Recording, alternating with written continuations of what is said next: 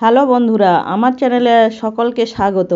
আজ আমি আপনাদের সঙ্গে শেয়ার করছি রুই মাছের কালিয়ার রেসিপি। কিভাবে সহজেই তৈরি করা যায় সেই রেসিপিটি আপনাদের সঙ্গে শেয়ার করছি। আমি 700 গ্রাম রুই মাছ ভালো করে ধুয়ে পরিষ্কার করে রেখেছি। এর মধ্যে আমি পরিমাণ মতো লবণ, সামান্য হলুদ গুঁড়ো আর সামান্য লঙ্কা গুঁড়ো আর সামান্য সর্ষের তেল দিয়ে ভালো করে মেখে নিচ্ছি।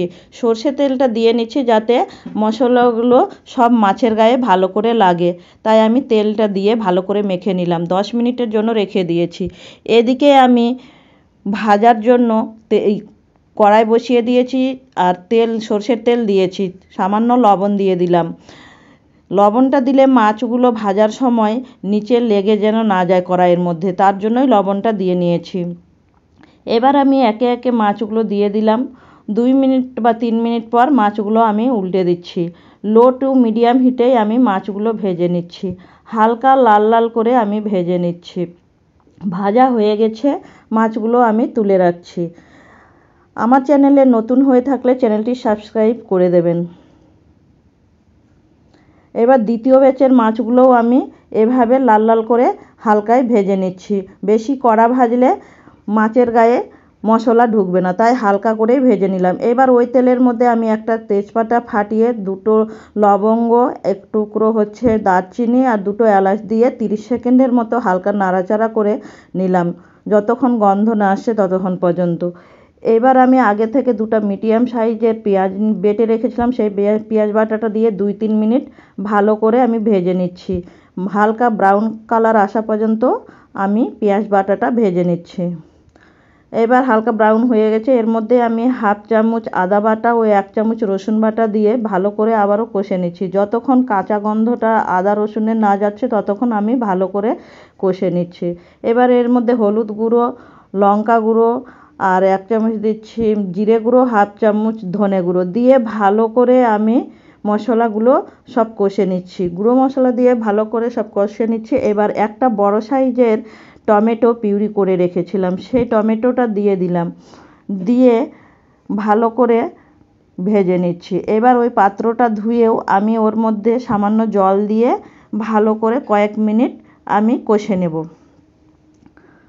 এবার পরিমাণ মতো লবণ দিয়ে দিচ্ছি, দিয়ে ভালো করে আমি কষে নিচ্ছি। মশলাটা যতক্ষণ তেল না ছাড়বে ততক্ষণ কষে নিচ্ছি। এবার আগে থেকে 2 চামচ আমি টক দই ফেটিয়ে রেখেছিলাম, সেই টক দইটা দিয়েও আমি ভালো করে মশলাগুলো কষে নিচ্ছি। আমি 10 থেকে 12 মিনিট আমি ভালো করে সমস্ত মশলাগুলো কষে নিচ্ছি। যতক্ষণ তেল না ছাড়ছে ততক্ষণ আমি সমস্ত মশলাগুলো কষে নিচ্ছি। আর মশলা যত কষা হবে মাছের টেস্ট তত ভালো হবে। কষা হয়ে গেছে, তেল ছেড়ে দিয়েছে। এর মধ্যে এবার আমি 2 বাটির মতো জল দিয়ে দিচ্ছি। যে যেরকম গ্রেভি পছন্দ করবে সে সেরকম জল দেবে। আমি 2 থেকে 3 মিনিট এবার ভালো করে ফুটিয়ে নেব। এবার 2-3 মিনিট ফুটিয়ে নিয়েছি। এবার আমি ভেজে রাখা মাছগুলো দিয়ে দিচ্ছি। মাছগুলো দিয়ে আমি 5 থেকে 10 মিনিটের মতো রান্না করে নেব।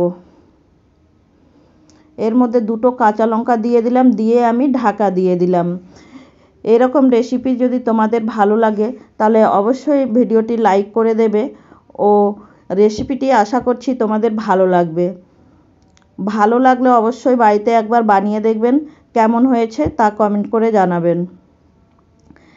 এবার ঢাকা দিয়ে আমি 10 মিনিটের মতো রান্না করে নিয়েছি। রুই মাছের কালিয়া আমার একদম রেডি হয়ে গেছে। এবার এর মধ্যে আমি দিয়ে দিচ্ছি গরম মশলা আর 1 চামচ ঘি আর সামান্য কসুরি মেথি দিয়ে 1 মিনিটের মতো আমি ভালো করে মিশিয়ে রান্নাটা করে নিচ্ছি। গ্রেভি আমি এইরকমই রাখবো। আমার রান্না প্রায় কমপ্লিট হয়ে গেছে। এবার গ্যাসটা অফ করে দিলাম, দিয়ে আমি ঢাকা দিয়ে 5 মিনিট রেখে দিয়েছিলাম। এবার ঢাকা খুলে দেখিয়ে দিচ্ছি, দেখুন কত সুন্দর দেখতে হয়েছে। এবার আমি এটা পরিবেশন করেও দেখিয়ে দিচ্ছি।